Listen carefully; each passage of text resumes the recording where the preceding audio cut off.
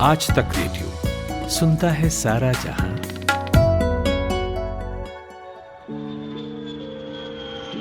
खुदा ना खास्ता हमारे देश में 400 यात्रियों से भरा एक बोइंग 747 क्रैश हो जाए तो कितनी बड़ी खबर बनेगी।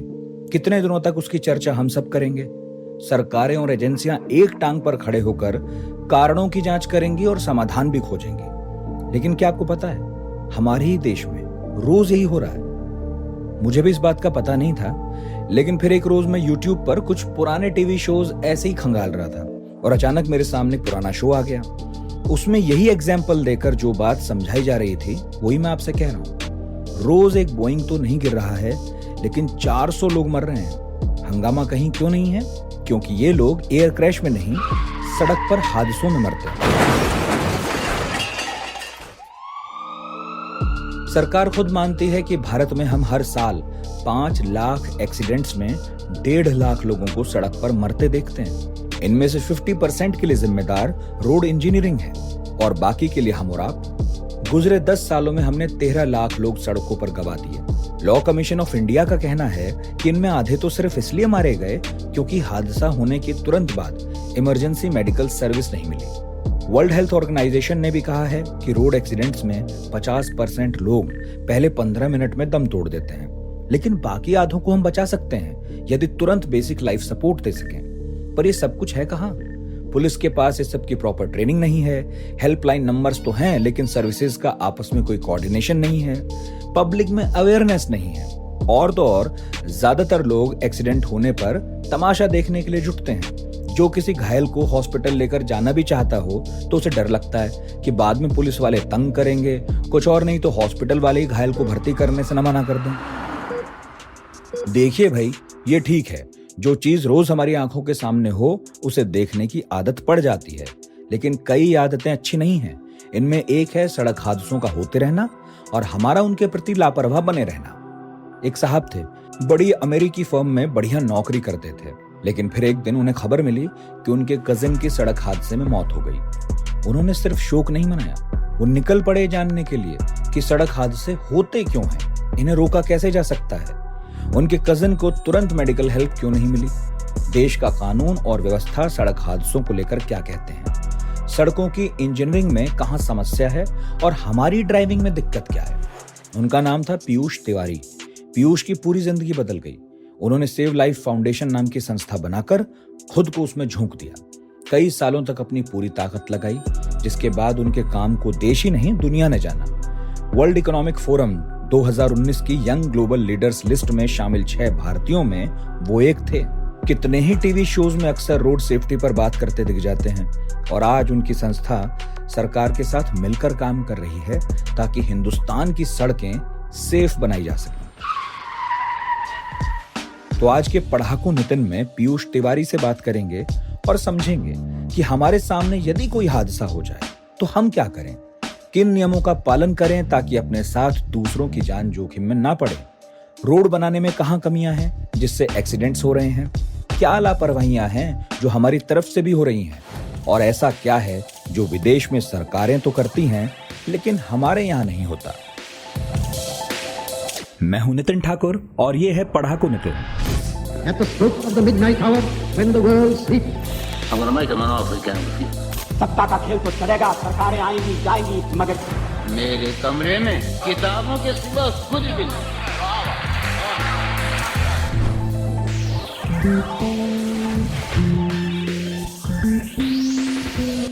हेलो पीयूष जी, कैसे हैं? नमस्कार नितिन, मैं बिल्कुल बढ़िया हूँ। आप कैसे हैं? बस सब एकदम ठीक है, सब बढ़िया है। और पिछले कई दिनों से मैं लगातार आपके इंटरव्यूज देख रहा था, कुछ आपने जो दिए हैं वो पढ़ रहा था, तो मुझे लगा कि आपसे बात करनी चाहिए, बहुत जरूरी भी है क्योंकि चैलेंजेस धीरे धीरे बढ़ गए हैं रोड सेफ्टी को लेकर और आपकी लड़ाई तो लंबी है, हम सब जानते हैं। पर पीयूष जी, जो लोग आपको नहीं जानते उनके लिए मैं ये समझना चाहूंगा आपसे, सबसे पहला सवाल यही होगा कि आपको कब लगा, आपकी क्या कहानी है कि सड़क पर जो हादसे होते हैं उसके बारे में आपको कुछ करना चाहिए, क्योंकि रोज ही हादसे होते हैं, रोज ही हम गुजर जाते हैं देखते हुए। कितने कम ही लोग होंगे जिनके मन में आता होगा कि इस तरफ भी कुछ करने की जरूरत है। मेरी और जो सेव लाइफ फाउंडेशन की जो कहानी है उसकी शुरुआत 5 अप्रैल 2007 में हुई थी। जिस दिन मेरे छोटे कजन ब्रदर की एक सड़क दुर्घटना में मृत्यु हो गई थी। और जब मैंने ये समझना चाहा कि किस कारण से उनकी मौत हुई थी, तो मुझे ये पता लगा विटनेसेस से और पुलिस रिपोर्ट से कि चिकित्सा और मदद मिलने में देरी से उनकी मौत हुई। और अगर समय पर उनको चिकित्सा मिल सकती, अगर समय पर उनको हेल्प मिल जाती सड़क पे, तो शायद उनकी जान बच जाती। तो ये जो सर्कमस्टांस था जिसमें कि एक एक बहुत ही यंग लाइफ जो कि चली जाती है और जिसको हम प्रिवेंट कर सकते हैं, तो ये एक सिचुएशन मेरे लिए काफी अनएक्सेप्टेबल बन गया कि हम कैसे अलाउ कर सकते हैं कि कोई सड़क पे हमारी आंखों के सामने मर जाए और उसको हम एक बेसिक लेवल पे भी हम मदद को ना कर सकें। तो ऐसा क्यों हो रहा है हमारे देश में? और ये समझने के लिए मैं उस समय एक प्राइवेट कंपनी में काम करता था, अमेरिकन कंपनी में। तो मैंने छुट्टी ली वहां से और मैंने देश में कई शहरों में गया, कई स्टेट्स में गया, ये पता लगाने के लिए कि हमारे देश में हो क्या रहा है, चल क्या रहा है आज। और उस दौरान मैं डॉक्टर्स से मिला, पुलिस वालों से मिला, लॉयर्स से मिला और बाकी जो विक्टिम्स हैं उनके परिवारों से मिला। और मैंने 3 चीजें सीखी उससे। सबसे पहला तो ये था कि जिन परिस्थितियों में मेरे कजन की मृत्यु हुई थी, वो कोई आइसोलेटेड नहीं था। ऐसे कई केसेस होते थे, डेली बेसिस पे होते थे।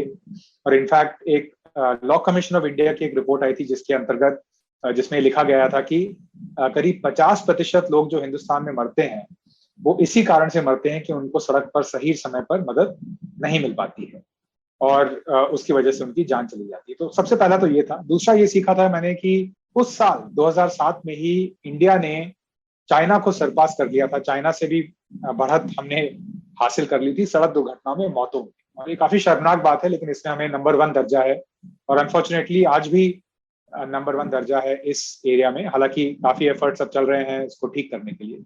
और तीसरी बात मैंने ये सीखी कि जो लोग मदद नहीं कर रहे थे, जो हमको लगा कि वो मदद नहीं कर रहे थे क्योंकि सद्भाव नहीं है या उनको आदत हो गई है सड़कों पर ऐसा चीजें देखने की, वो सही नहीं था।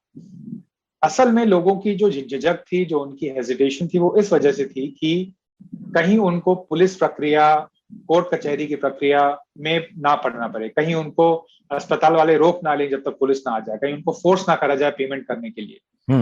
तो ये सब कारणों की वजह से ये इशू हो रहा था। और उसको देखते हुए मैंने फिर करीब 9 महीने बाद 2008 में 29 फरवरी 2008 में मैंने सेव लाइफ फाउंडेशन की स्थापना की। और अब हमें 14 साल हो गए हैं ये काम करते हुए लगभग। और इसमें कई उतार चढ़ाव हुए हैं, लेकिन ये काफी सेटिस्फाइंग जर्नी रही है अब तक। और हमारी आशा ये है कि अगले 5-7 साल में हम एक सिग्निफिकेंट डेंट कर पाएंगे, इतना कि शायद सेव लाइफ फाउंडेशन की जरूरत ना पड़े, और वही हमारे लिए सबसे बड़ा एक सक्सेस का फैक्टर होगा। अच्छा, आपने बताया कि ज्यादातर मौत मतलब 50% तो ऐसे ही हो जाती हैं कि समय से किसी को इलाज नहीं मिला, सड़क पर पड़े रह गए। उसके कई फैक्टर हैं भाई, लोग भी नहीं चाहते उठाकर किसी को ले जाना, आजकल लोग व्यस्त भी बहुत हैं। दूसरा कि पुलिस का लफड़ा झगड़ा होगा, हालांकि कोर्ट ने कई बार कहा कि नहीं आप बिल्कुल ले जा सकते हैं और पुलिस इसमें कुछ ना कहे, तो ये तो ठीक है, इसके बारे में मैं आपसे बात करूंगा विस्तार में आगे। लेकिन किस तरह के हादसे ज्यादातर सड़कों पर देखे गए हैं? क्योंकि हादसा होने के बाद की बात तो बाद में हो, पहले यही हो जाए कि ज्यादातर एक्सीडेंट्स किस तरह से हो रहे हैं हमारी सड़क पर।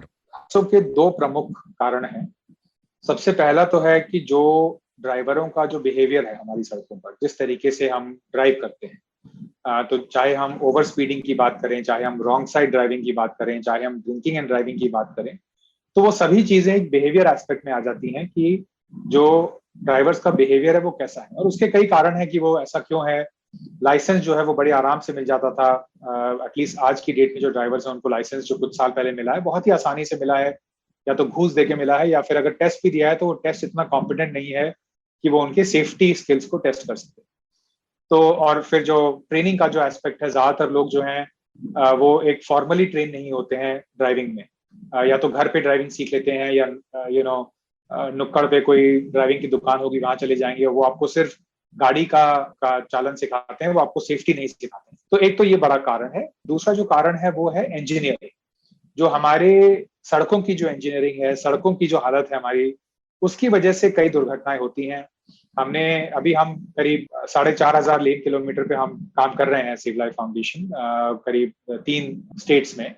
और वहां हमने देखा है कि कई हादसे जो होते हैं उसमें खराब इंजीनियरिंग की वजह से वो हादसे हो जाते हैं, या खराब इंजीनियरिंग की वजह से हादसों के बाद लोगों को चोट लगती है। तो ये 2 प्रमुख कारण है जिसकी वजह से हमारे यहाँ दुर्घटनाएं हो रही हैं और इतने बड़े स्तर पे हो रही हैं। ठीक है, आप 2 रीजन बता रहे हैं। तो पहला तो आपने ये कहा कि भाई लोग जो जो हैं ज्यादातर ड्राइविंग कहीं से भी सीख लेते हैं और फिर उन्हें प्रॉपर ड्राइविंग कोई सिखाता ही नहीं है, तो जैसे मन चाहे फिर वो गाड़ियां चलाते हैं। तो इसका इलाज क्या है, कहाँ जाकर किसी को सीखना चाहिए? और आपने तो खैर पूरी दुनिया में देखा ही होगा क्या होता होगा, तो जरा मैं भी समझना चाहूंगा कि वेस्ट में क्या होता है या फिर उन देशों में क्या होता है जिसे आप मानते हो कि हाँ हमें इनकी तरह काम करना चाहिए। जी जी, देखिए सबसे पहला तो ये है कि हमें जो लाइसेंसिंग की जो प्रक्रिया है उस प्रक्रिया को आसान करना है, लेकिन जो जो टेस्टिंग होती है उसको हमें टफ करना है।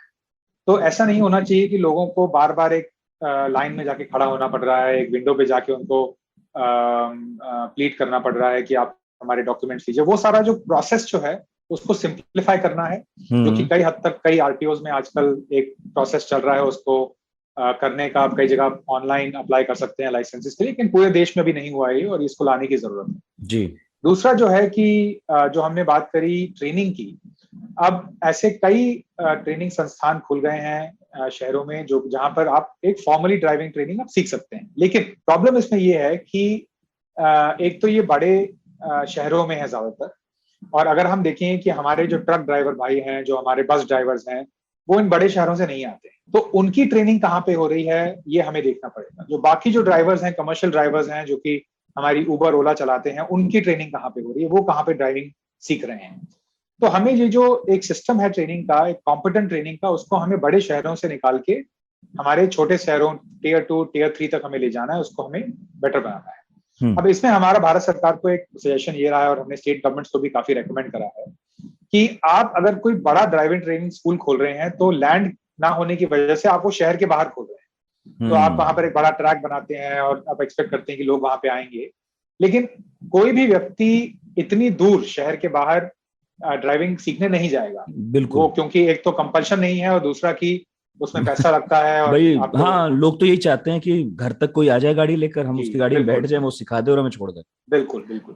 तो हमने ये सजेशन किया है कि जैसे हमारे यहाँ मल्टी लेवल पार्किंग होती है, तो वैसे ही हम एक मल्टी लेवल बिल्डिंग बना के हम उसको हम ट्रेनिंग स्कूल क्यों नहीं बना सकते हैं, या उसको हम टेस्टिंग ट्रैक क्यों नहीं बना सकते हैं। हमें एक बाहर शहर के एक बड़ा जहां पर लैंड अवेलेबल है उसकी क्या जरूरत है। अच्छा। जब आप मल्टी लेवल पार्किंग बना सकते हैं तो आप ये मल्टी लेवल ट्रेनिंग सेंटर क्यों नहीं बना सकते हैं। अगर आप सिंगापुर में जाएंगे जहां पर की एक काफी कॉम्पिटेंट सिस्टम है ड्राइविंग ट्रेनिंग का और लाइसेंसिंग का, वहां पर आप देखेंगे कि 5 माले की बिल्डिंग है और उसमें सबसे ऊपर क्रेन ड्राइविंग और जो बड़े वाहन है उनकी ड्राइविंग सिखाई जाती है। उससे आप 2 लेवल नीचे आएंगे तो वहां आपको गाड़ियों की ट्रेनिंग दी जाती है, जो लाइट मोटर वाहन होते हैं जैसे कि कार्स होती हैं। और उससे आप 2 माले नीचे आएंगे तो आपको मोटरसाइकिल की ट्रेनिंग वहां पर दी जाती है। मोटरसाइकिल तक की ट्रेनिंग दी जाती है, आप ये बता रहे हैं। बिल्कुल, और मैंडेटरी है। और ऐसा नहीं है कि आपको सिर्फ एक मोटरसाइकिल की आपने ट्रेनिंग ले ली 100 सीसी की या 200 सीसी की तो आपका काम हो गया। अच्छा, अगर आप सुपर बाइक खरीद रहे हैं जो कि 500 सीसी की है या 1000 सीसी की भी है, तो आपको अलग से उसके लिए सुपर बाइक के लिए, सुपर कार के लिए आपको ट्रेनिंग करनी पड़ेगी। ये जो आप बात बता रहे हैं ना, बहुत सारे हिंदुस्तानियों के लिए बहुत नई होगी कि कोई बाइक चलाना भी सिखाए और उसमें भी बाइक को अलग अलग सीसीज के हिसाब से ट्रेनिंग कराई जा रही है। बिल्कुल बिल्कुल। देखिए, जो ये मशीन जो है, मशीन को ऑपरेट करने के लिए आपको अलग स्तर के स्किल चाहिए होते हैं। जो 100 सीसी की मशीन है उसको आप एक बेसिक स्किल समझ सकते हैं, लेकिन जो 1000 सीसी की बाइक है या जो 500 सीसी की बाइक है उसके लिए बहुत एक एडवांस स्किल चाहिए होता है। और सेम चीज वो लोग वहां पर होती है कि अगर आप बस चालक, लेकिन आप अपनी बस चालकता छोड़ के आप स्कूल बस चलाएंगे तो उस स्कूल बस चलाने के लिए आपको अलग से ट्रेनिंग मिलेगी, क्योंकि आप बच्चों को ले जाएंगे साथ। तो आप सेम तरीके से बस नहीं चला सकते जैसे कि आप नॉर्मल अपने सड़क परिवहन की बसें चलाते हैं। उसमें आपको ज्यादा ध्यान रखने की जरूरत है। आपको डोर कब खोलना है, कब बंद करना है, उसको ध्यान रखने की जरूरत है। आपको ब्लाइंड स्पॉट्स अपने बस के पता होने चाहिए, कहीं कोई बच्चा ब्लाइंड स्पॉट में ना आ जाए आगे बढ़ते वक्त। तो ये सब चीजें जो है ये बहुत ही महत्वपूर्ण है। और ट्रेनिंग को जो है, आप कहीं भी वर्ल्ड में चले जाइए, आपको ट्रेनिंग में कोई बहुत एक एम्फोसिस नजर आएगा, क्योंकि ये बात बिल्कुल स्पष्ट है कि एक अनट्रेन्ड आदमी के हाथ में गाड़ी जो है वो एक हथियार होता है। बिल्कुल। और वो हथियार जो है हमारे देश में 1.5 लाख लोगों को कम से कम हर साल मारता है।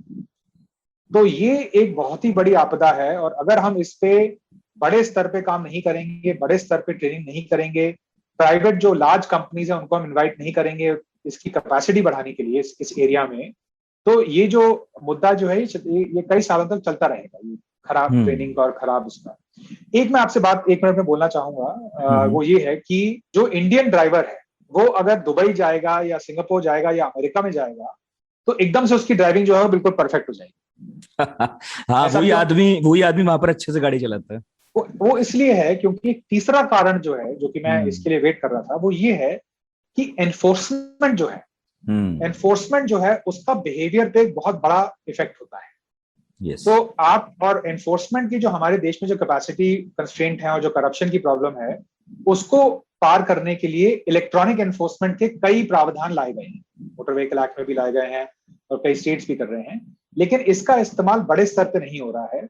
और अगर हम इलेक्ट्रॉनिक एनफोर्समेंट को हम एक स्ट्रेटेजिक तरीके से यूज करेंगे तो हम देखेंगे कि लोगों का जो बिहेवियर है वो इम्प्रूव होगा, क्योंकि अभी भी जहां पर कैमरा होता है या जहां लोगों को पता होता है कि कैमरा आने वाला है वहां पर अपने आप उनकी जो है सारा बिहेवियर एकदम से ठीक हो जाता है। हाँ, वही बात कह रहे हैं कि जब दिल्ली मेट्रो में कोई आदमी सफर करता है तो बहुत अनुशासित नजर आता है, वही आदमी जब आईएसबीटी चला जाता है बस अड्डे पर तो इधर उधर गुटखा थूकता मिलता है। बिल्कुल। तो है बात। और अच्छा, आप जो कह रहे थे कि सिंगापुर में और इस तरह के इंस्टीट्यूट्स हैं, तो सरकार इन्हें चला रही है कि गैर सरकारी? ये पब्लिक प्राइवेट पार्टनरशिप में हो रहे हैं। तो सिंगापुर में जो इंस्टीट्यूट है वो होंडा कार कंपनी के साथ सिंगापुर गवर्नमेंट ने पार्टनर किया है। जो जापान में जो चल रहे हैं वो उसमें टोयोटा, होंडा, कई कार कंपनीज इन्वॉल्व हैं। वो रेनबो ड्राइविंग स्कूल्स के नाम से जाना जाता है जापान में।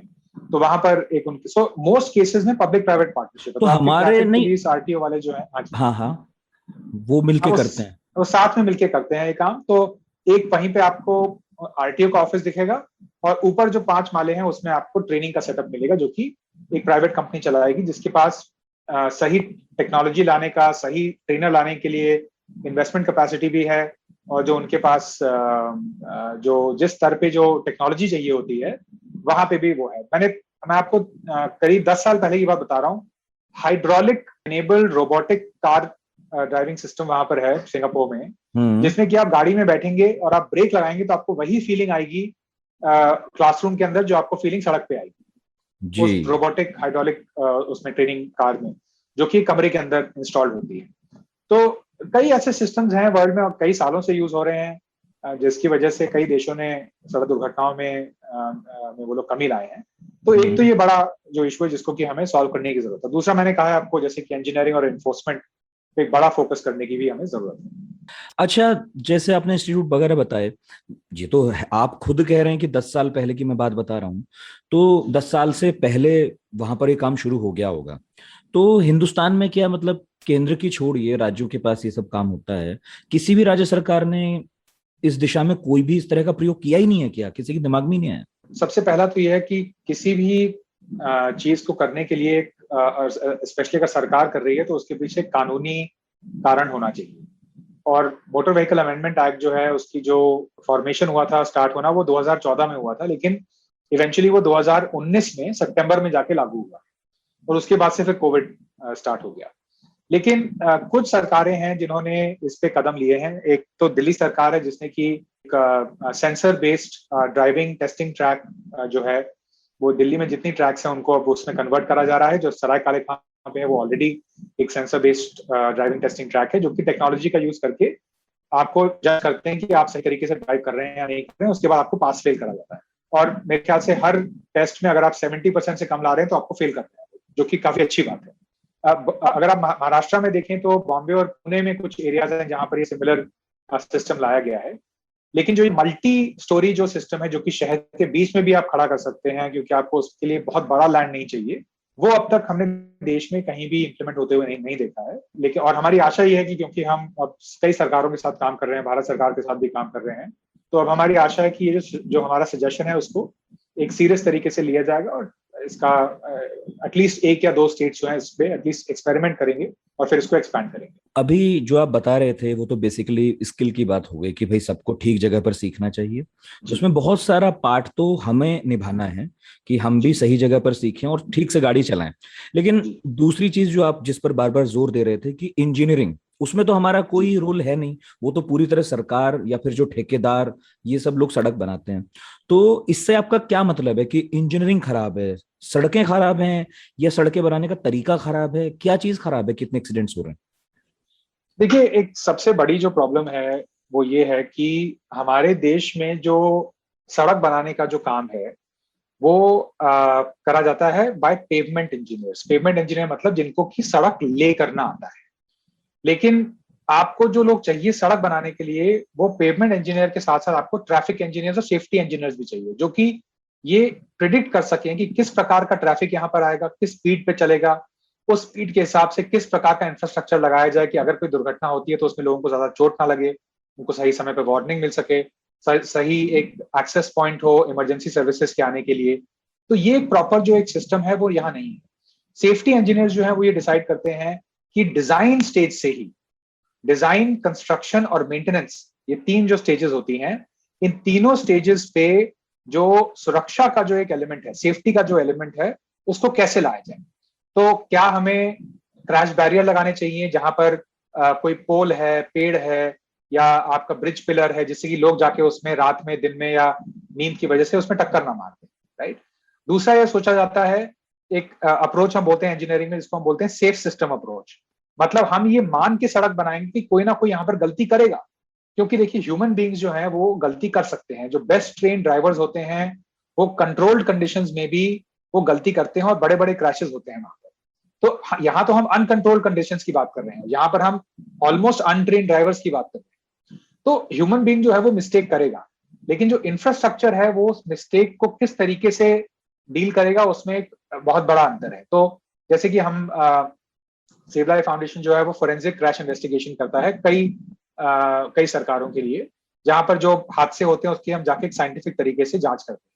और उसमें कई केसेस में नजर आता है कि दुर्घटना होने का कारण भले ही ह्यूमन कारण हो, कि नींद आ गई, रॉन्ग साइड से ओवरटेकिंग कर रहे हैं, स्पीडिंग कर रहे हैं, लेकिन जो चोट लगने का जो कारण होता है, जो इंजरी का जो कारण होता है, वो होता है इंफ्रास्ट्रक्चर से जाके जो उनका उसके बाद इंटरेक्शन होता है। और उसको हम रोक सकते हैं by applying the safe system approach. कि अगर आपके यहाँ कोई कॉन्क्रीट स्ट्रक्चर है, अगर एक एक्सपोज्ड ब्रिज पिलर है जहां पर आपको पता है कि शायद लोग जाके टक्कर मारते हैं, तो उसके अराउंड आप बड़े बड़े टैंक्स रख सकते हैं पानी के भरे हुए, या आप उसके अराउंड क्रैश बैरियर्स लगा सकते हैं कि अगर कोई गलती करे भी तो उसको बहुत मेजर चोट ना लगे, मौत ना हो और उस टाइप की चीजें ना हो। जो इलीगल गैप्स होते हैं मीडियन में, जहां कोई भी यू टर्न ले लेता है एकदम से आके, बड़ा ट्रक या बस या कार वाला, जिसकी वजह से कई क्रैशेस होते हैं, उसको हम रोक सकते हैं। कई केसेस में हमने देखा है कि लोग सड़क के साइड पे गाड़ियां पार्क कर देते हैं, उसमें पीछे से आके कोई टक्कर मार देगा, तो जिस लेन में वो गाड़ी को पार्क करते हैं उस लेन में आप रंबल स्ट्रिप्स लगा सकते हैं कि अगर कोई व्यक्ति रॉन्ग ओवरटेकिंग कर रहा है या नींद में आ गया है तो उसकी गाड़ी में खड़खड़ खड़खड़ आवाज है, जिससे कि वो टक्कर होने से पहले उठ सके। तो इंजीनियरिंग जो है उसमें बहुत सारे सॉल्यूशंस हैं ह्यूमन बिहेवियर की गलतियों को एड्रेस करके ठीक करने। और इंजीनियरिंग हमारे देश में जो है वो अभी इस प्रकार की नहीं हो रही है। वो एक बहुत ही, अगर आपको कोई प्लेन अच्छी सड़क दिख रही है ड्राइव करने के लिए, तो जरूरी नहीं है कि वो सेफ सड़क भी है। तो सेफ्टी का जो एलिमेंट है वो एक अलग से उसमें एक स्पेशलिटी होती है जो कि आनी जरूरी है, जो कि अभी ज्यादातर सड़कों पे हमारे यहाँ नहीं है। लेकिन जो अच्छी बात जो है वो ये हो रही है कि भारत सरकार ने इसका संज्ञान लिया है। हमारे जो ट्रांसपोर्ट मिनिस्टर नितिन गडकरी जी, उन्होंने इस पे बहुत उन्होंने बोला है कि जो NHAI के जो इंजीनियरिंग स्टैंडर्ड्स हैं, जो इंजीनियर्स हैं, उनकी रीट्रेनिंग की जरूरत है, उनको एक दोबारा तरीके से प्रॉपर तरीके से सड़कें बनाने की ट्रेनिंग देने की जरूरत है। और कई एजेंसी से इंक्लूडिंग सेव लाइफ फाउंडेशन, उन्होंने ऑडिट्स करवाए हैं सड़कों पर और उस पर एक्शन लिया जा रहा है। तो ये एक अच्छी बात है, लेकिन इसमें कवर करने में हमें बहुत टाइम लगेगा, क्योंकि 1.5 लाख किलोमीटर की तो सिर्फ नेशनल हाईवे हैं और उसके अलावा बाकी सड़कें हैं।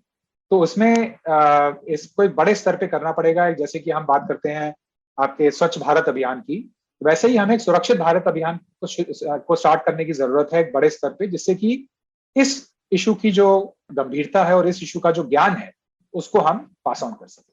ठीक है पीयूष जी, एक छोटा सा ब्रेक लेते हैं और फिर जब लौटेंगे तो आपसे पूछूंगा कि सड़कें अच्छे ढंग से बने, इसके लिए सरकार ने फिलहाल किन रास्तों को चुना है?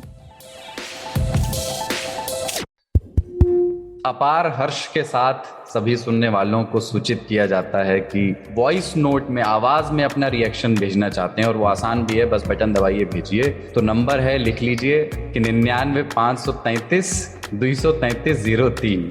जो लोग दूरदर्शन के अभ्यस्त हैं उनके लिए मैं पढ़ दूं इसको, 99 533 233 03। गुमशुदा तलाश के लेकिन ठीक है, इसमें मतलब 3 ताल का जो नंबर आपने बताया है उसमें 5 बार 3 आया है, तो याद तो बाकी 5 ही करने हैं। हाँ तीन की भरमार है इसमें। हाँ, 3 साल में 3 की भरमार होनी भी चाहिए। Welcome back. तो अभी आप जैसे कह रहे हैं कि भारत सरकार ने संज्ञान तो ले लिया है, तो वो कौन सी सड़कें हैं? सबसे पहले तो ये ध्यान दिया गया होगा कि सबसे पहले यहाँ पर काम करते हैं। तो जो आप बता रहे हैं ना, बड़ा सुनने में अच्छा लग रहा है कि ऐसा सब कुछ होगा। आदर्श स्थिति तो यही है, तो कहाँ सबसे पहले हमें देखने को मिलेगा वो आदर्श स्थिति? देखिए, ये जो है ये हमने ऑलरेडी इम्प्लीमेंट कर दिया है। हमने करीब 4.5 साल पहले हमने मुंबई पूना एक्सप्रेसवे, जो उस समय देश का सबसे डेंजरस एक्सप्रेसवे था, जिसमें कि नेशनल एवरेज अगर हम देखें कितनी सड़कों पे मौतें होती है, वहां पर उसकी 2 गुना ज्यादा मौतें हो रही थी। उस पे हमने ये सेम अप्रोच लगा के, हमने महाराष्ट्र सरकार के साथ पार्टनर करके, महाराष्ट्र पुलिस के साथ पार्टनर करके, महिंद्रा एंड महिंद्रा के साथ पार्टनर करके हमने ये सेफ सिस्टम अप्रोच को वहां पर हमने इम्प्लीमेंट करा। और इन 4 सालों में वहां पर करीब 52%, 52% जो है उसमें सड़क दुर्घटनाओं में जो मौतें हैं उसमें रिडक्शन हुआ है। ये देश में सबसे अधिक रिडक्शन है किसी भी सड़क पर। उसके बाद फिर हमने NH48, नेशनल हाईवे 48 का जो सेक्शन है पुणे बॉम्बे का, उसको हमने अडॉप्ट करा और वहां पर 54%, उससे भी ज्यादा, 54% जो है वहां पर हमने सड़क दुर्घटनाओं में जो मौतें होती हैं उसमें हमने कमी दिखाई है। और दिल्ली में जो भलसवा सेक्शन है NH9 का, जो आउटर रिंग रोड पे पड़ता है सोनीपत जाते वक्त, वहां पर हमने 100% गिराव हमने डिलीवर करा है सड़क दुर्घटनाओं में जो मौतें होती हैं उसमें। तो ये हमने प्रूव कर दिया है इन सेक्शंस को लेकर। हालांकि 212x2 जो भी मतलब 450 किलोमीटर की ही सड़कें हैं ये, लेकिन इन 450 किलोमीटर की सड़कें जो कि शहर में है, शहर के बाहर है और रूरल एरिया में, इसमें हमने ये दिखा दिया है कि अगर हम सेफ सिस्टम अप्रोच को, जिसको हम जीरो फेटालिटी कॉरिडोर इनिशिएटिव बोलते हैं, अगर हम इसको अप्लाई करेंगे बाकी सड़कों पे भी, तो इससे हम जो उन सड़कों पे जो मौतें हो रही हैं उसमें हम एटलीस्ट 50% जो है वहां पर हम उसको रिड्यूस कर सकते हैं। हाँ, ये एक मॉडल तो हो ही गया कम से कम, ठीक है। अच्छा, सबसे ज्यादा सड़क दुर्घटनाएं किस तरह की होती हैं? क्योंकि आपका तो इतना रिसर्च है, तो सबसे ज्यादा किस तरह की, मतलब क्या रूप होता है उनका? ट्रक ज्यादा एक्सीडेंट्स करते हैं, या बसें ज्यादा भिड़ जाती हैं, या फिर प्राइवेट कार्स? क्या हैं सबसे ज्यादा इसमें, मतलब किसका योगदान ज्यादा है ये आंकड़ों में? देखिए, इसको हमें 3 एरियाज में डिवाइड करना होगा। सबसे पहला तो है कि शहरों में क्या हो रहा है, और शहरों में ये हो रहा है कि आप देखेंगे ज्यादातर जो मौतें हो रही हैं सड़क दुर्घटनाओं में, वो लेट नाइट से अर्ली मॉर्निंग के टाइम पे हो रही हैं, और वो या तो हमारे इंटरसेक्शंस पे हो रही हैं, चौकों पे हो रही हैं, या वो हो रही हैं उन सड़कों पर जहां पर आपके जो साइकिल चालक हैं और बड़े वाहन हैं वो मिलते हैं। जो पैदल और साइकिल चालक हैं वो बड़े वाहनों से जहां पर उनका कॉन्फ्लिक्ट होता है जी, तो वो कई एरियाज में फ्लाईओवर हो जाते हैं, कई एरियाज में क्रॉसिंग हो जाते हैं बड़े बड़े। तो उन एरियाज में जो है वहां पर इस प्रकार के मौतें हो रही हैं। जो इंटरसेक्शन पे जो हादसे हो रहे हैं वो ज्यादातर जो हो रहे हैं वो या तो बड़े वाहनों के बीच में हो रहे हैं, या फिर बड़े वाहन और छोटे वाहनों के बीच में हो रहे हैं। छोटे वाहन का मतलब कार्स के बीच में, कार्स और ट्रक, या ट्रक का ट्रक, या ट्रक और बस, उस टाइप के ज्यादातर जो है वो उसका जो क्रैश कॉन्फ़िगरेशन है वो है। और वो डायरेक्ट टी पॉइंट हिट होता है उसमें, जिसमें कि जो ड्राइवर होता है, जिसकी साइड पे हिट होता है, उसको सबसे ज्यादा चोट आती है। दूसरा जो है वो ये है कि रूरल एरियाज में किस प्रकार के सबसे ज्यादा क्रैशेस हो रहे हैं, और उसमें हमने देखा है कि जो बड़े वाहन जो हैं, ट्रक स्पेशली, ट्रक्स का जो है उसमें एक बड़ा योगदान है इन दुर्घटनाओं में। और उसके कई कारण हैं। कई बार हम बोलते हैं ट्रक्स को सिर्फ लेफ्ट लेन में चलना चाहिए, और ये सही बात भी है।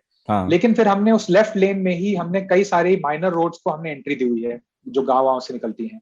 तो ट्रक वाला लेफ्ट लेन में चला रहा है, एकदम से कोई माइनर रोड से कोई मोटरसाइकिल आ गई, या कोई साइकिल चालक आ गया, या कोई एकदम से किसी ने भागना शुरू कर दिया, तो अब ट्रक वाला क्या करे? या तो वो उसके ऊपर वहां पर टक्कर कर देता है, या वो उसको अवॉइड करने के चक्कर में किसी दूसरी गाड़ी को टक्कर कर देता है। कई बार जो कैरेज वे है उसके मीडियन को जंप करके दूसरी साइड पे जाके टक्कर मार देता है। तो एक ये बड़ा कारण है कि जो रूरल एरियाज में जो हैबिटेशन है, जो पॉपुलेशन है, उसके बीच का कॉन्फ्लिक्ट, और जो बड़े वाहन हैं इनके बीच का जो इन दोनों के बीच का जो कॉन्फ्लिक्ट है वो एक बड़ा कारण है। दूसरा जो है वो है एक्सप्रेसवेज का, जो कि हम जिनको बोलते हैं पेरी अर्बन एरियाज, जो जैसे मुंबई पुणे एक्सप्रेसवे है, यमुना एक्सप्रेसवे है और कई जो एक्सप्रेसवे हमारे देश में बन रहे हैं, उनमें जो एक बड़ा कारण है, और नेशनल हाईवेज पे भी हमने एक बड़ा कारण देखा है, वो ये है कि ओवर स्पीडिंग की वजह से लॉस ऑफ कंट्रोल, गाड़ी पे कंट्रोल छोड़ देना, वो एक बड़ा कारण होता है। जो ड्रिंक ड्राइविंग के जो केसेस होते हैं उसकी प्रॉपर जांच नहीं होती है, तो उसके ऊपर डेटा हमारे पास बहुत कॉम्प्रिहेंसिव नहीं है,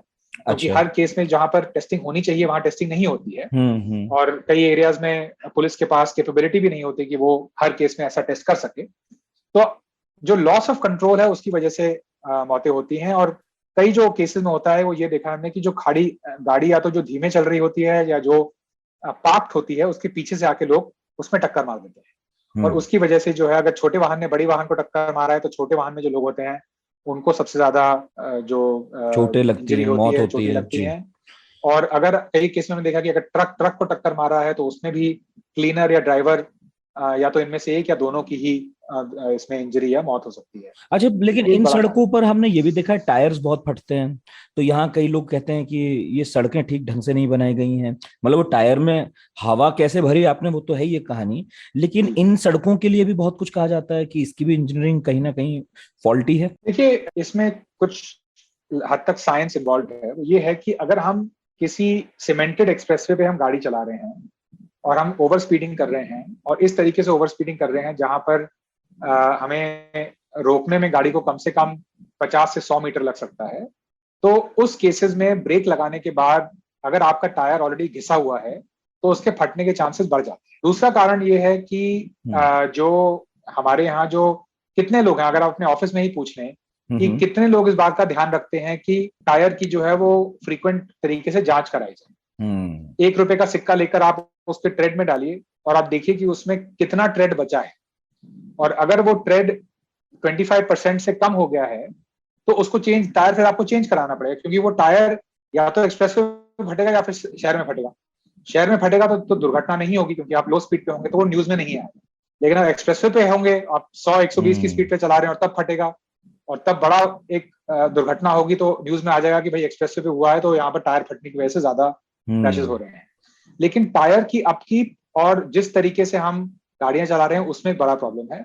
as far as condition of the road is concern, you are right, जहां पर बहुत ही ज्यादा सीमेंट का यूज हुआ है और सीमेंट और एसफॉल्ट को सही तरीके से मिक्स नहीं करा गया है, क्योंकि आप देखेंगे एसफॉल्ट में जो है उसमें फ्रिक्शन ज्यादा होता है तो गाड़ी को जल्दी रोक सकता है। जो काली सड़कें होती हैं, जो सफेद सड़कें होती हैं, जो कि सीमेंटेड सड़कें होती हैं, सीमेंट और टायर के बीच में फ्रिक्शन होता है वो कम होता है, तो गाड़ी को रुकने में भी टाइम लगता है, और टायर अगर घिसा हुआ तो क्योंकि स्किड लंबा हो रहा है तो उसकी वजह से भी फट सकते हैं। कई केसेस में अगर आपने टायर में ज्यादा हवा भराई हुई है तो उसमें भी फट सकता है। कई लोग करते हैं कि एक्सप्रेसवे पे या हाईवे पे जाने से पहले वो टायर में थोड़ा एक्स्ट्रा हवा भराई है। एक्चुअली अगर मैं एक्सप्रेसवे पे जाता हूं तो मैं टायर में 2 या 3 पॉइंट कम हवा भरवाता हूँ, क्योंकि अगर आप ज्यादा हवा भरवाते हैं तो आपका टायर जो है बाउंसी हो जाता है, तो उसमें गाड़ी के जो उछलने के, गाड़ी के जो रोल ओवर होने के चांसेस ज्यादा होते हैं। लेकिन अगर टायर में हवा थोड़ी सी कम होगी तो उसका जो रोड के साथ जो मिलाव है, उसका जो फ्रिक्शन है वो सही तरीके से होगा, तो गाड़ी का जो रोल ओवर का चांस है या कहीं और चढ़ ना जाए, मीडियन पे ना चढ़ जाए, उसके जो चांसेस हैं वो थोड़े कम हो जाते हैं। और एक्सप्रेस वे से मुझे याद आया कि अक्सर हम धुंध में कितने सारे एक्सीडेंट्स देखते हैं और कितने फुटेज आते हैं न्यूज में कि एक के बाद एक गाड़ियां दूसरे को टक्कर मारती चली गई, और वो ऐसा लगता है कि अनस्टॉपेबल है, कोई उसे रोक ही नहीं सकता है। और पिछले साल की मुझे बात याद है कि यहीं पर शायद आगरा की तरफ जो एक्सप्रेस वे जाता है नोएडा से, उसमें एक के बाद एक गाड़ियां लग रही थी। तो ऐसे हादसे रोके जा सकते हैं क्या किसी तरह से? कुछ टेक्नोलॉजीज आ गई हैं जिससे कि हम जो फॉग जो है उसको हम डिसिपेट कर सकते हैं, और हम ऑफ कोर्स पूरी सड़क पे नहीं कर सकते हैं पूरे। अगर आपका 165 किलोमीटर का सेक्शन है यमुना एक्सप्रेसवे का, हर जगह पे वो मशीन नहीं लगा सकते हैं, लेकिन अगर आपको इस बात का थोड़ा अंदेशा है कि शायद खेतों के पास थोड़ा ज्यादा फॉग होगा या कुछ ऐसे सेक्शन है जहां पर विजिबिलिटी बहुत ही कम है या नियरली जीरो है, तो आप उन जगहों पे उन फॉग डिसिपेशन मशीन्स को आप इंस्टॉल कर सकते हैं। दूसरा जो है वो ये है कि जो ड्राइवर हैं वो क्या कर सकते हैं, तो जब आप देख नहीं सकते हैं तो आप सुन सकते हैं। तो हमारी जो सुनने की जो क्षमता है उसको हमें बढ़ाना होगा फॉग के तरफ। तो चाहे अगर ठंड भी हो तो अगर आप थोड़ा सा अपना गाड़ी का शीशा नीचे रखें, अपना रेडियो बंद पे रखें, तो आप जो है जिस ट्रैफिक को आप देख नहीं पा रहे हैं उसको आप शायद सुन पाए। दूसरा है कि फॉग में भी हमारे देश में ऐसे कुछ महारथी हैं जो कि फॉग में भी स्पीडिंग करते हैं, और उसकी वजह से जो आप जिस वीडियो की आप बात कर रहे हैं यमुना एक्सप्रेसवे में, कि उसमें आपने देखा होगा कि गाड़ियां कितनी स्पीड से आके टक्कर मार रही हैं और लोग खड़े हैं, रोक रहे हैं, चिल्ला रहे हैं, लेकिन अगले उसमें ही भिड़ गए। हाँ, तो कतार बन गई। क्योंकि ब्रेक लगाने के बाद हमें लगता है ब्रेक लगा देंगे गाड़ी एकदम से रुक जाएगी। ब्रेक लगाने के बाद एक स्टॉपिंग डिस्टेंस होता है, वो स्टॉपिंग डिस्टेंस आपकी स्पीड पे वो करता है डिपेंड। तो 50 मीटर का तो एक 80 किलोमीटर की जो गाड़ी जा रही है उसका 50 मीटर का स्टॉपिंग डिस्टेंस है। तो 50 मीटर का मतलब यह है अगर आपकी विजिबिलिटी ऑलमोस्ट 0 है तो 50 मीटर में तो आप बहुत कुछ मार सकते हैं उस केस में। तो ये जो है, एक तो स्पीडिंग कम रखना, जो आप देख नहीं सकते हैं उसको सुने, फॉग लाइट्स है उसका प्रयोग करें। अगर आप लेन मार्किंग को देख सकते हैं तो उस लेन मार्किंग को पकड़ के गाड़ी चलाएं कि आपकी गाड़ी जो है सड़क से गिर ना जाए या कोई कहीं ऐसी जगह पे ना चली जाए जहां पर प्रॉब्लम है। और अगर आपकी गाड़ी खराब होती है फॉग में तो गाड़ी में बैठे ना रहें, आप गाड़ी से उतर के गाड़ी से अलग हो जाएं, जिससे कि अगर कोई पीछे से आके टक्कर मारता है तो आपको क्षति ना पहुंचे। उसको क्षति ना पहुंचे उसको रोकने के लिए अगर आपके पास कोई लाइट है या ट्रायंगल है, उसको आप गाड़ी से थोड़ा दूर, करीब 50 गज दूर अगर आप लगा सकते हैं तो शायद वो व्यक्ति जो है उसको हिट करने के बाद थोड़ा जागरूक हो जाए कि आगे कुछ प्रॉब्लम है और सही तरीके से इवेसिव मैनूवर ले सके। लेकिन यही कुछ चीजें हैं जिससे कि हम इसको रोक सकते हैं, फॉग रिलेटेड क्रैशेस को। यस, और इससे मुझे एक सवाल और मन में आया कि और क्या ऐसी चीजें हैं जिसमें हम गलतियां करते हैं, जैसे आपने भी बताया कि भाई आप लाइट रख दें, ट्रायंगल रख दें। अब यहाँ तो हमने देखा है कि लोगों की कारों में जो है फर्स्ट एड किट नहीं मिलती है, और वो ट्रायंगल कहाँ गया गाड़ी खरीदने के बाद किसी को पता भी नहीं होता है, लोग रखते भी नहीं है। तो क्या ऐसी चीजें हो सकती हैं जो हमें करनी चाहिए, जो कम से कम हमारे हाथ में कि हम कर लें? जी, ये आप बिल्कुल सही बोल रहे हैं। कल मैं अपनी टीम के साथ मुंबई पुणे एक्सप्रेसवे पे पेट्रोलिंग मैंने ज्वाइन करी थी, और वहां पर हमने एक गाड़ी देखी जिसमें कि पीछे 2 छोटे बच्चे बैठे हुए थे, आगे एक कपल था। उनकी गाड़ी खराब हो गई थी साइड पे, तो उनको हमने कॉर्डन ऑफ करा जैसे कि कोई पीछे से आके गाड़ी उनको मार ना जाए। लेकिन मैंने उनसे पूछा कि आपके पास ट्रायंगल है, कोई कोन है, कुछ ऐसा कुछ बेसिक सेफ्टी डिवाइस है जिसको आप रख सकें, और उनके पास ऐसा कुछ नहीं था उस समय। तो आप सोचिए, छोटे बच्चों को लेकर जा रहे हैं हम एक एक्सप्रेसवे पर, हमें ये पता है कि गाड़ी खराब हो सकती है, कहीं पे कुछ इंसिडेंट हो सकता है, लेकिन हमारे पास बेसिक सेफ्टी फीचर्स भी हमारे पास हमने गाड़ी में नहीं रखे हैं, जो कि आप Amazon पे 250 रुपए में आप ऑर्डर कर सकते हैं, आप मंगा सकते हैं या आप कहीं पे भी खरीद सकते हैं। तो एक तो ये एक सेफ्टी डिवाइसेस का एक जो है ये बड़ा एक कारण है। दूसरा एक बड़ा प्रॉब्लम ये है कि रात में हमने देखा है कि लोग जो हैं सड़कों के साइड पे रुक जाएंगे शौचालय यूज करने के लिए अपना नेचर का, या फिर खाना खाने के लिए गाड़ी में बैठ जाएंगे, या कुछ केसेस में तो उनको नींद आ रही है तो वहीं पे गाड़ी पार्क करके सो जाए। और डीएनडी वगैरह पर तो बाकायदा फोटोशूट चलते हैं गाड़ी रोककर। बिल्कुल, और ये सेल्फी का जो कल्चर है ये काफी एक बड़ा प्रॉब्लम है। कोई छत पर बैठा है, कोई बोनेट पर बैठा है, कोई गाड़ी खड़ी है, बैठने वालों को पता ही नहीं कहाँ है, वो कहीं दूर जाके फोटो खिंचवा रहे हैं आपस में। इसमें हमने कई केसेस में देखा है कि जो लोग सेल्फी के लिए गाड़ियां रोकते हैं एक्सप्रेसवेज पर, उनकी जो दुर्घटना होती है वो गाड़ी से उतरते या बैठते वक्त होती है। एक अभी हमारे यहाँ यमुना एक्सप्रेसवे पे एक इंसिडेंट हुआ था जिसमें कि एक व्यक्ति सेल्फी के लिए रुका था, गाड़ी में घुसने वक्त उसको एक ट्रक आके ले गया, क्योंकि आप उसी साइड से घुस रहे हैं जहां पर जिस लेन में ट्रक्स गाड़ी चलाते हैं, लेफ्ट मोस्ट लेन में। तो वहां पर एक ये बड़ा एक कारण है। तो ये जो है ये जानकारी कि आप एक ऐसी जगह पर हैं जहां पर स्पीड्स बहुत हाई हैं, जहां पर और भी ड्राइवर हैं जो कि शायद इतने सावधान ना हो, तो आपको सिर्फ अपनी सावधानी नहीं देखनी है, आपको ये भी मान के चलना है कि जो दूसरा व्यक्ति है वो शायद इतना सावधान ना हो, जिसको हम एंटिसिपेटरी ड्राइविंग बोलते हैं। तो आपको एंटिसिपेट करना है कि इसका बिहेवियर क्या हो सकता है। ये ट्रक आ रहा है, क्या आपको पता है ट्रक ड्राइवर जो है 18 घंटे गाड़ी चलाते हैं, 16 घंटे गाड़ी चलाते हैं, थके हुए होते हैं, बिल्कुल, क्या पता आंख लग जाए।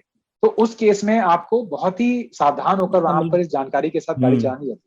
कोई थका हुआ है, कोई नशे में है, और मैं तो सुनता हूँ अक्सर ऐसा कहा जाता है कि भाई अगर तुम सड़क पर चलो तो ये मानकर चलो कि तुम्हारे अलावा सब अंधे ही हैं, तो तुम अपनी आंखें, कान, नाक सब खोलकर देखते चलो कहाँ क्या हो रहा है, दूसरों पर भरोसा मत करो।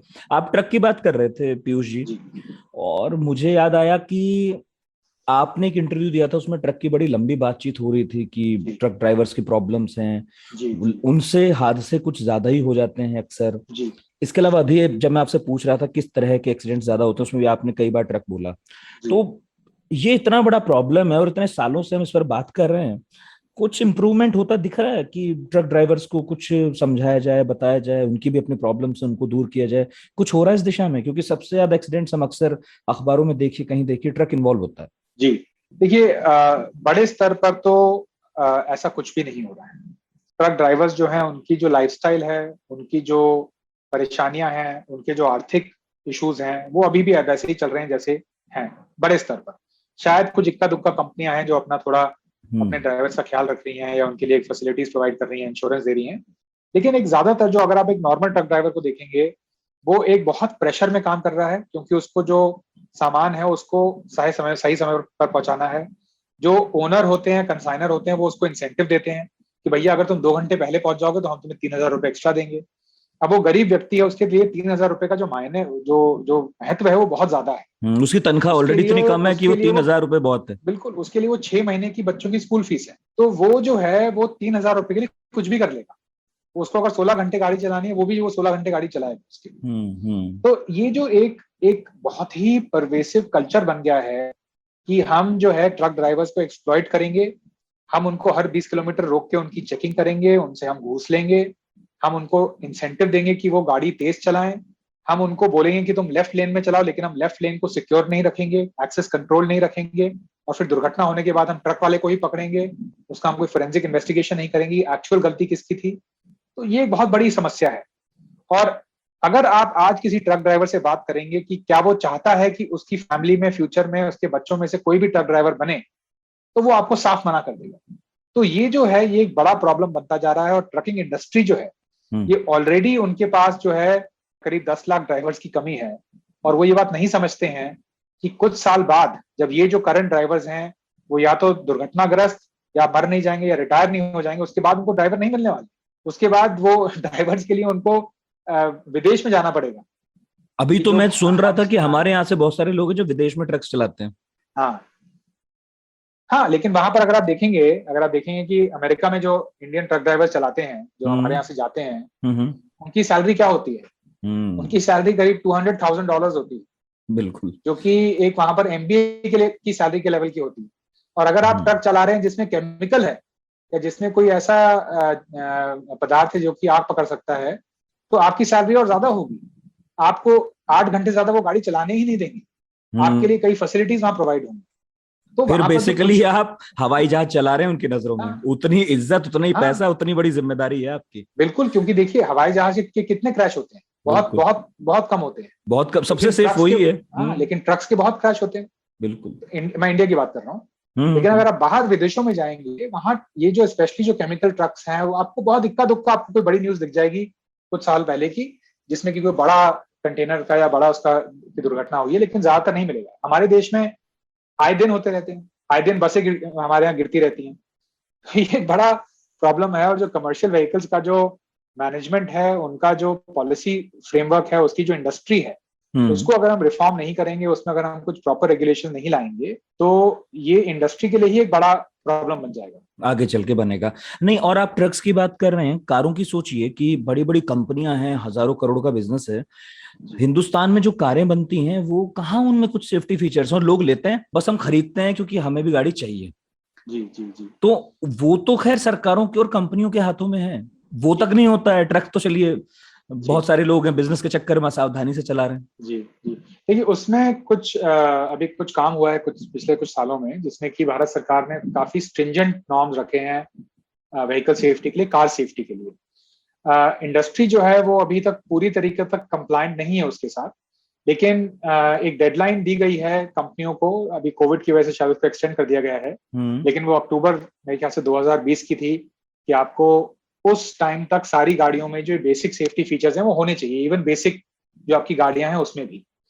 तो ये जो है, इस पे कुछ काम हुआ है, लेकिन इसमें भी बड़े इश्यूज हैं। कई गाड़ियों का जो ढांचा है वो इस प्रकार का है कि आप अगर उसमें डबल एयरबैग भी होंगे तो उसमें सब के सब उस गाड़ी में मर जाएंगे अगर आप 60 या 65 की स्पीड पे भी उसमें दुर्घटना होती है। और उन गाड़ियों को ग्लोबल एनकैप ने, global new car assessment programme में 0 स्टार रेटिंग दी हुई है। लेकिन नितिन जी, एक दूसरा इशू है। अगर कंपनियां चाहें तो वो लोग पब्लिक से सेफ कार्स खरीदवा सकती हैं। अगर आप LED लाइट दिखा के, अगर आप स्पोक वाले व्हील्स दिखा के, यस, अगर आप अपना स्टीरियो सिस्टम दिखा के आप लोगों को आकर्षित कर सकते हैं, तो आप सेफ्टी दिखा के भी उनको आकर्षित कर सकते हैं। बिल्कुल। तो ये एक जो कम्युनिकेशन का जो तरीका है, जो कि हमारी कार कंपनी को बहुत अच्छे से आता है, ऑलरेडी आता है, क्योंकि वो ये काम कर रहे हैं, लोगों को दिखाने का, कि लोगों को आकर्षित करने का, कि भैया ये गाड़ी देखो पहाड़ों में से भी निकल जाती है।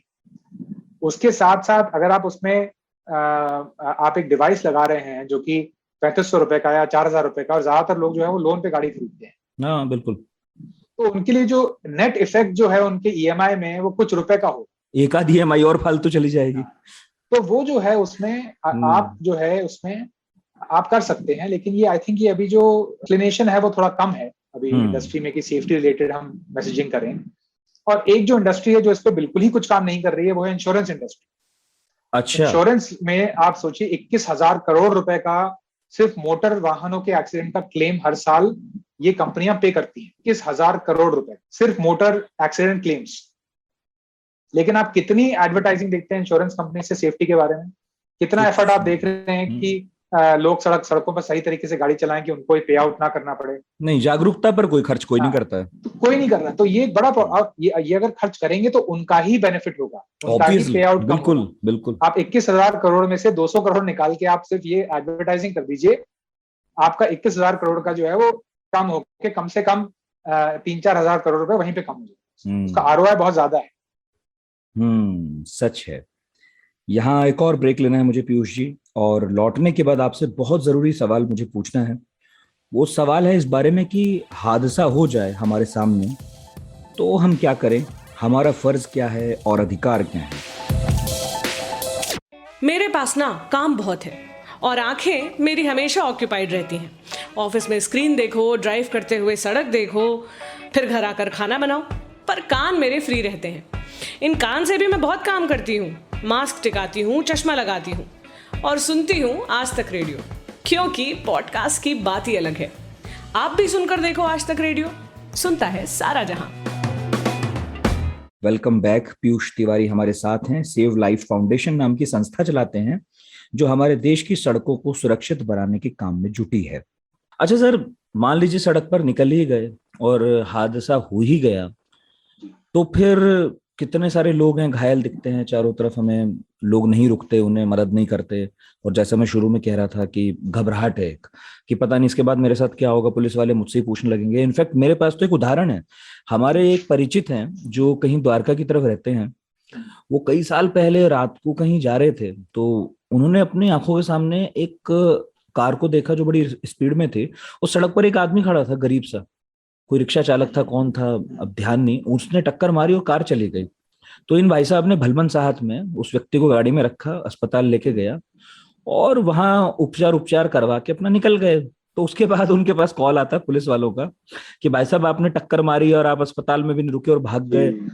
उन पर ही मुकदमा कर दिया, तो आज तक जा रहे हैं कोर्ट। वो ये स्थिति है। तो ऐसे जो उदाहरण है लोगों को डरा देते हैं, लोग नहीं पढ़ना चाहते इन चक्करों में।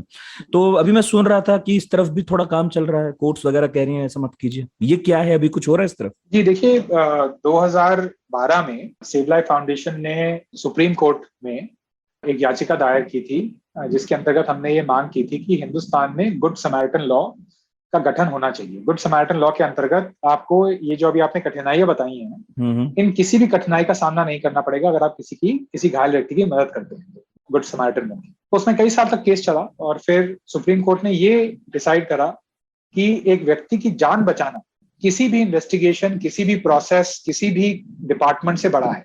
और अगर हम गुड समारिटन लॉ का गठन करेंगे तो उससे लोगों का जो जान बचने का जो चांस है वो बढ़ जाएगा। उसको देखते हुए सुप्रीम कोर्ट ने 30 मार्च 2016 को हमारे केस में, जो कि सेव लाइफ फाउंडेशन बनाम भारत सरकार था, उस केस में सुप्रीम कोर्ट ने अपना जजमेंट दिया कि पूरे भारतवर्ष में जब तक भारत सरकार गुड समारिटन लॉ का पार्लियामेंट में पैसेज नहीं करती है, तब तक article 142 of the constitution, 141 and 142 of the constitution के अंतर्गत सुप्रीम कोर्ट द्वारा ये जो गठित जो कानून है वो चालू रहेगा। अच्छा। और उसके अंतर्गत अगर कोई भी पुलिसकर्मी, कोई भी अस्पताल वाला, कोई भी आपको परेशान करता है सिर्फ इस काम के लिए कि आपने किसी की मदद की है, तो उनके खिलाफ जो डिपार्टमेंटल एक्शन है वो लिया जा सकता है। कई केसेस में तो ये बोला गया है कि अगर अस्पताल आपको परेशान करता है या आपको डिटेन करता है या आपसे पैसे का डिमांड करता है, अगर आप उस व्यक्ति को नहीं जानते हैं तो उस केस में हॉस्पिटल का लाइसेंस भी कैंसिल हो सकता है। इतना सीरियस उसमें दिया गया है। उसके बाद 2019 में भारत सरकार ने भी इस कानून को सुप्रीम कोर्ट से उठा के पार्लियामेंट में लाके अंडर मोटर व्हीकल एक्ट इसको पारित किया है।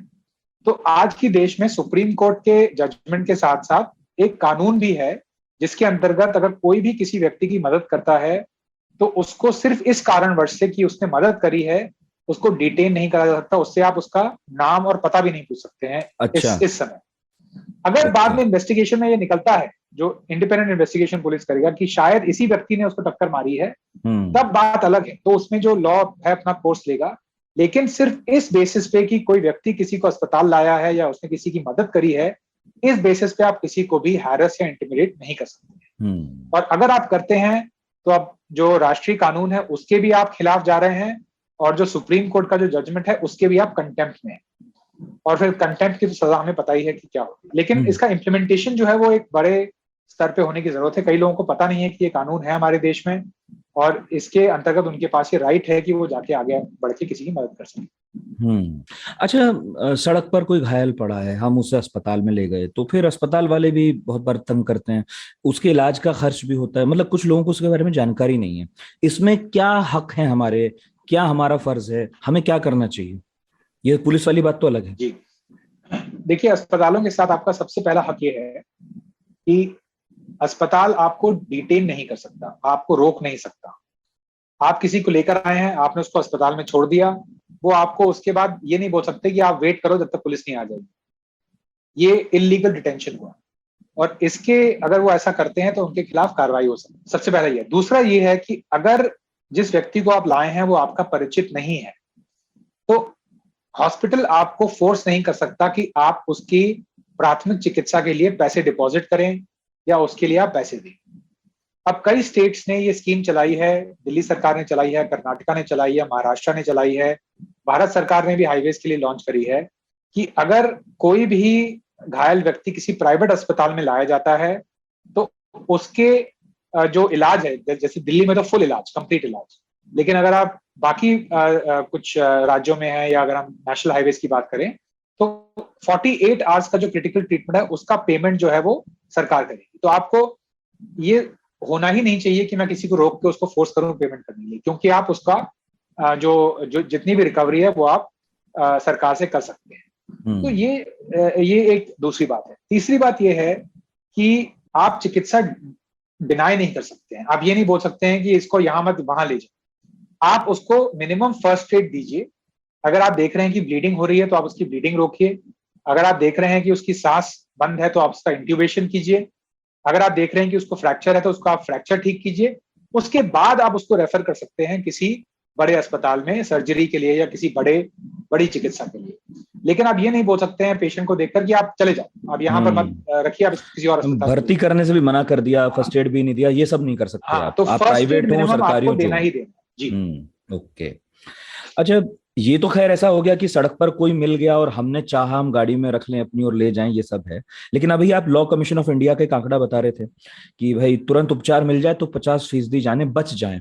तो सिस्टम क्या होना चाहिए? बेसिकली सरकार की तरफ से भी तो होना चाहिए, जैसे हम इतना टैक्स पे करते हैं कि अगर बीच सड़क पर हमारे साथ कुछ हो गया तो हम दूसरों की हमदर्दी पर आश्रित ना हो, बल्कि सरकार का भी तो कोई सिस्टम होना चाहिए कि तुरंत पता चल जाए, तुरंत एम्बुलेंस आ जाए, तुरंत हमारे इलाज की व्यवस्था हो जाए।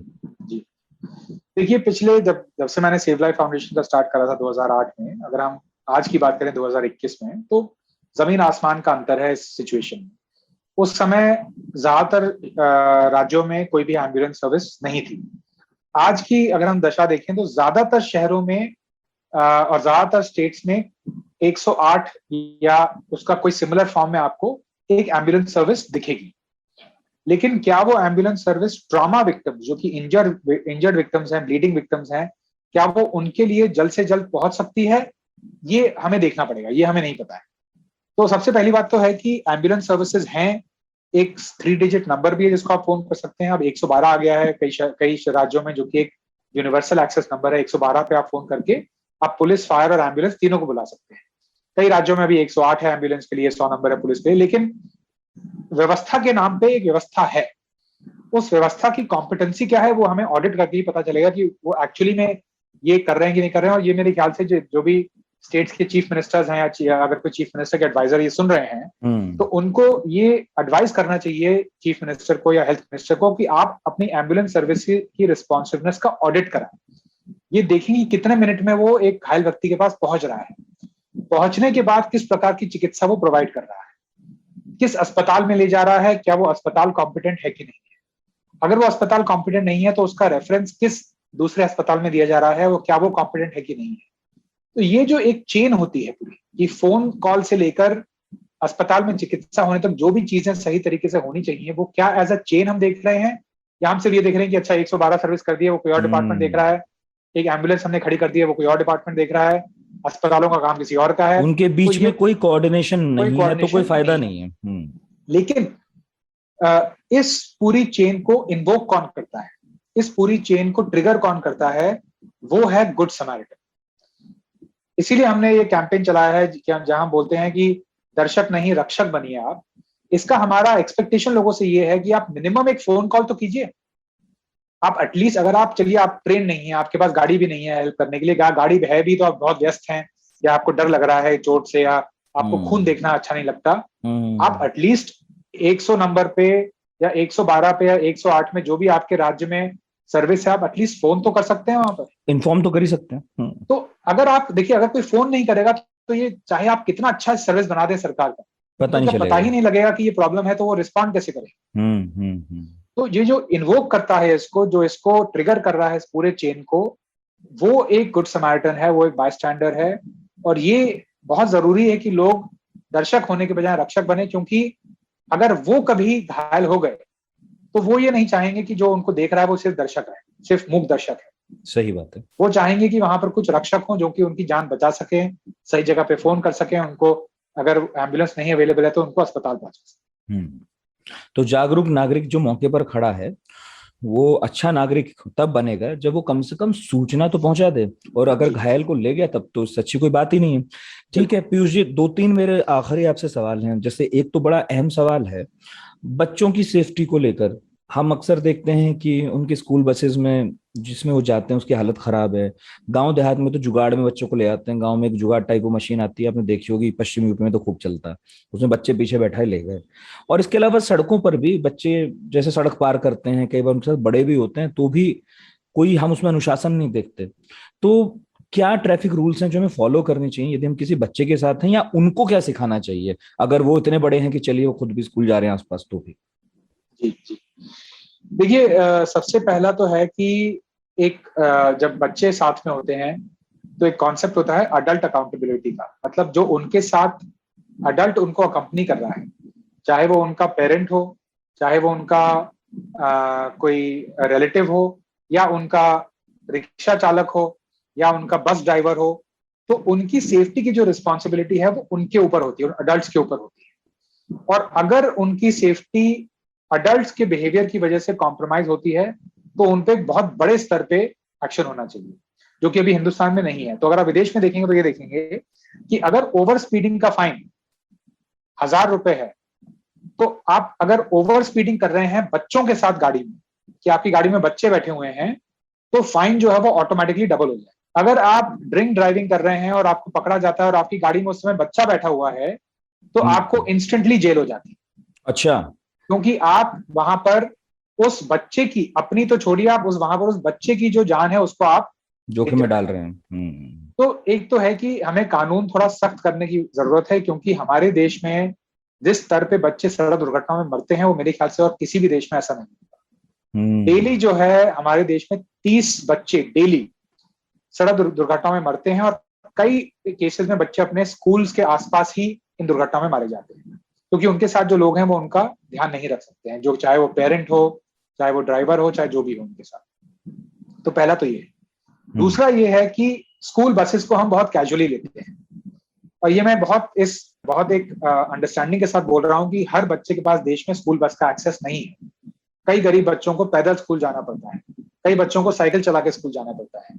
लेकिन जिन बच्चों को स्कूल बस मिली भी हुई है, तो अगर आपका 5 स्टार स्कूल नहीं है या अगर आपका इंटरनेशनल स्कूल नहीं है, तो आपकी जो स्कूल बस है वो एक बिल्कुल ही मतलब ट्रक चैसी पे बनी हुई घटिया क्वालिटी की स्कूल बस होगी, जिसमें कि कोई भी सेफ्टी फीचर्स नहीं होंगे बच्चों के लिए, और उससे अगर दुर्घटना होगी तो बच्चों को चोट लग सकती है और लगती है।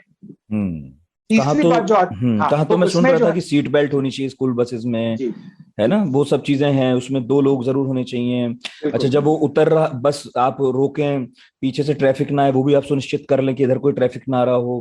50 चीजें, यहाँ तो कुछ होता दिखता नहीं। बिल्कुल, जैसा मैंने आपको कहा कि अगर आपको बस का लाइसेंस मिला हुआ है चलाने का, लेकिन अब आप स्कूल बस चलाना चाहते हैं, तो आपको उस स्कूल बस, आपको अपने लाइसेंस पे स्कूल बस चलाने का एंडोर्समेंट मिलना चाहिए। और वो एंडोर्समेंट आपकी एक अलग से टेस्टिंग कि आप स्कूल बच्चों को आप चला सकते हैं, उसको टेस्ट होने के बाद ही मिलना चाहिए। तो ये एक बड़ा एक मुद्दा है जिसपे हमें ध्यान देने की जरूरत है, पॉलिसी और व्हीकल इंजीनियरिंग स्टैंड पॉइंट दोनों से। तीसरी जो बात है, मैंने आपको पहले बोला कि बच्चों को जो गरीब बच्चे जो हैं, जो कि पैदल जाते हैं, जो कि जिनके पास सही प्रकार से एक्सेस नहीं है, तो उनको हमें मैप करने की जरूरत है कि वो जिन जगहों से आ रहे हैं, जिन गांवों से आ रहे हैं, उन गांव से लेकर स्कूल तक जो उनका रास्ता है, 5 किलोमीटर, 10 किलोमीटर, 15 किलोमीटर, जितना भी उनको एक्सेस करना है, चाहे पैदल कर रहे हैं, साइकिल से कर रहे हैं, तो वहां पर ऐसे क्या क्या टच पॉइंट्स हैं जहां पर उनको हम सेफ ट्रांजिट प्रोवाइड कर सकते हैं। क्या हम जहां पर ज्यादातर बच्चे हाईवे क्रॉस कर सकते हैं, क्या वहां पर हाईवे के कंसेशनर उस समय पर, सुबह के टाइम पर और दोपहर के टाइम पर, क्या वहां पर एक ट्रैफिक मार्शल लगा सकता है? क्या हम ऐसा कर सकते हैं कि जहां पर इंटरसेक्शन है, जहां पर स्कूलों के पास जहां बच्चे क्रॉस कर रहे हैं, उन इंटरसेक्शंस को हम रिट्रीट करके उनको एक चाइल्ड फ्रेंडली इंटरसेक्शन बना सकते हैं। ये हमने, जो मैं आपको भलसवा की बात बता रहा था, दिल्ली की भलसवा सेक्शन NH9 पे, इस सेक्शन पे बच्चों की ही ज्यादातर मौत होती थी, और जो हमने इस ट्रीटमेंट का जो काम करा है, इस पूरे इंटरसेक्शन को रीडिजाइन करने का, वो हमने बच्चों के ही फोकस से करा है। तो जब आप किसी रोड को बच्चों के लिए सेफ बनाएंगे, तो आप वो ऑटोमेटिकली सबके लिए सेफ बना देंगे। तो ये 3 जो चीजें हैं जो ये करनी जरूरी है अगर हम बच्चों की सेफ्टी चाहते हैं। तो मैंने बच्चों के लिए पूछा, और आखिर में बड़ों के लिए भी कुछ टिप्स दे दीजिए। क्या नियम है जिनका पालन तो करना ही करना चाहिए, और कई बार हमें पता भी नहीं होता। अच्छा, मान भी लिए हैं इस देश में कि सारे नियम सबको पता होंगे, ऐसा लॉ मानकर चलता है कि मोटे मोटे नियम तो सबको पता ही होंगे, और नहीं पता होते हैं, और कई बार हमें पता होते हैं, हम उन्हें तोड़ते हैं। तो ऐसे कुछ नियम, कुछ कानून, कुछ कायदे, कुछ टिप्स, कुछ तमीज तहजीब की बातें जो सड़क पे चलते हुए, गाड़ी चलाते हुए हमें ध्यान में रखनी ही रखनी चाहिए। देखिए, सबसे पहला तो मैं रिपीट करूंगा जो मैंने पहले कहा था कि एक वाहन जो है वो एक हथियार है, और उस हथियार को ऑपरेट करने के लिए आपको जो सही प्रकार की, आपको जो केयरफुल होना जरूरी है, जो आपको जिस प्रकार की ट्रेनिंग चाहिए वो आपको मिलनी चाहिए। और आपको वो ट्रेनिंग, अगर आपको कोई सरकार आपको फोर्स नहीं कर रही है, तो आपको उसको जाके खुद सीक आउट करके आपको ट्रेन करना चाहिए, क्योंकि 1 सेकंड लगता है गलती होने में, और क्योंकि आपका परिवार आपके साथ होगा, या अगर आपके साथ आपका परिवार नहीं भी, किसी और का परिवार हो सकता है जो कि आपकी गलती की वजह से अफेक्ट हो जाए। तो एक तो बड़ा ये है कि ये आप मान के चलिए कि आप एक हथियार को ऑपरेट कर रहे हैं, और उसके हिसाब से जो सावधानी बरतनी चाहिए वो आप बरतें। दूसरा पॉइंट ये है कि बहुत हादसे होते हैं हमारी ओवर स्पीडिंग की वजह से, कि हम गाड़ियों को इस तरीके से भगाते हैं, चाहे जो भी कारण हो, कि हम जल्द से जल्द पहुंच जाए। उसमें ज्यादातर मतलब 5-10 मिनट का ही अंतर पड़ता है इवेंचुअली, लेकिन उस ओवर स्पीडिंग की वजह से गाड़ी का जो कंट्रोल है वो बहुत सीरियस तरीके से खो सकता है, टायर बस्ट हो सकता है। कई केसेस में अगर कोई इंजीनियरिंग फॉल्ट है, उसकी वजह से आपकी गाड़ी वो दुर्घटनाग्रस्त हो सकती है, आपको समय नहीं मिलेगा उसको संभालने के लिए। तो एक बड़ा प्रॉब्लम है, तो उसको आप गाड़ी जो है वो गति सीमा में ही चलाएं। और तीसरा जो है कि अगर आप किसी भी घायल व्यक्ति को सड़क पे देखें तो आप जरूर मदद करें। अगर आपको ये लग भी रहा है कि किसी और ने शायद फोन कर दिया होगा, इतने सारे लोग खड़े हुए हैं, तो ये आप मान के ना चलें। आप ये मान के चलें कि आपने देखा है ये होते हुए, आप फोन करें बताने के लिए एम्बुलेंस सर्विस को या पुलिस को कि दुर्घटना हुई है, और आपसे आपका नाम या पता कोई भी नहीं मांग सकता, ये आपका राइट है। आप ये जान के चलिए। अगर आपको इस कार्य के बाद कोई भी हरास करता है तो आप सेव लाइफ फाउंडेशन से कांटेक्ट कर सकते हैं। हम आपके बिहाफ पे कोर्ट में याचिका दायर ये कर सकते हैं। आपके बिहाफ पे हम स्टेट पुलिस से बात कर सकते हैं, और आप चाहें तो आप डायरेक्टली सुप्रीम कोर्ट का जो जजमेंट है 2016 का, उसको आप कोर्ट करते हो आप खुद की याचिका भी फाइल कर सकते हैं, जिसमें कि आप ये डैमेजेस मांग सकते हैं कि आपका समय खराब करने के लिए, आपको हरास करने के लिए आपको डैमेजेस मिले, जो जिस भी व्यक्ति ने या जिस भी डिपार्टमेंट ने आपको परेशान किया है उससे। तो बाकी पीयूष जी, मेरे मन में तो बहुत सारे सवाल थे, उनमें से ज्यादातर का जवाब आपने दे दिया। एक आध रह गया है। जैसे एक तो मेरे मन में खुद आता कई बार जब मैं सड़क पे होता हूँ कि इतना अंधेरा होता है हाईवेज पर, क्या ऐसा नहीं हो सकता लाइट्स लग जाए, सोलर एनर्जी का किसी तरह से हम उपयोग कर सकें? पता नहीं कोई क्यों नहीं करता, आप शायद बेहतर जवाब बता सकें। आप, हो सकता है आपकी बात हुई हो। जी जी, देखिए कुछ ऐसे सेक्शंस हैं नेशनल हाईवेज के जहाँ पर ऐसा देखा गया है कि वहां पर उस एरियाज में या तो पेडेस्ट्रियन और साइकिलिस्ट काफी क्रॉस करते हैं रात में, या किसी प्रकार के जानवर हो सकते हैं, और कुछ केसेस में होता है कि शायद गाड़ियां उनको सही टाइम पर देख ना सकें प्रॉपर लाइटिंग ना होने की वजह से। तो हमने ये बोला है कि आपको पूरा हाईवे लाइट अप करने की जरूरत नहीं है, क्योंकि उसमें खर्चा भी बहुत आएगा, और अगर आपके स्ट्रॉन्ग रिफ्लेक्टर्स हैं पूरे हाईवे पे तो आप उसका हाईवे का जो एक फॉर्मेशन आप देख सकते हैं सही तरीके से। लेकिन कुछ एरियाज हैं जहां पर हैबिटेशन से मुलाकात होती है, या पर जहां पर आपका इंटरसेक्शन होता है, वहां पर प्रॉपर लाइटिंग होनी बहुत जरूरी है। और दूसरा जो है, जो मैंने अभी डिलिनिएशन की बात की, जो मैंने रिफ्लेक्टर्स की बात की, कि रेट्रो रिफ्लेक्टिव मार्किंग्स जो हैं वो बहुत कम है। आपको पता भी नहीं होगा कि कहाँ पर गैप है मीडियन में, एकदम से गाड़ी आ जाएगी रात में, दिखेगा भी नहीं और टक्कर मार सकते हैं। बिल्कुल। तो एक प्रॉपर रेट्रो रिफ्लेक्टिव मार्किंग्स होना, और ये बहुत महंगी चीजें नहीं है, इनको आप अगर आप मन लगा के देखें तो ये सस्ते में हो सकता है, ज्यादा जगहों पे हो सकता है, लेकिन करने वाले लोग चाहिए। तो हमारा ये रिकमेंडेशन भी है कि हर डिपार्टमेंट में एक रोड सेफ्टी का एक इंचार्ज होना चाहिए, क्योंकि हर गवर्नमेंट डिपार्टमेंट में गाड़ियां होती हैं, उनके वाहन चालक होते हैं, जो आपकी कंपनीज हैं जो वाहन चला रही हैं, उनमें एक रोड सेफ्टी का स्पेशलिस्ट होना चाहिए। तो जब ये चीजें आएंगी तभी जाके हम कुछ बदलाव देखेंगे, लेकिन कानून में कई चीजें आ रही हैं अब, और उससे इसको थोड़ा महत्व मिलेगा। हाँ, मतलब जब कानून में आएगा तब आएगा, लेकिन उससे पहले हम जो कर सकते हैं, हमें कम से कम अपनी तरफ से शुरुआत करनी चाहिए।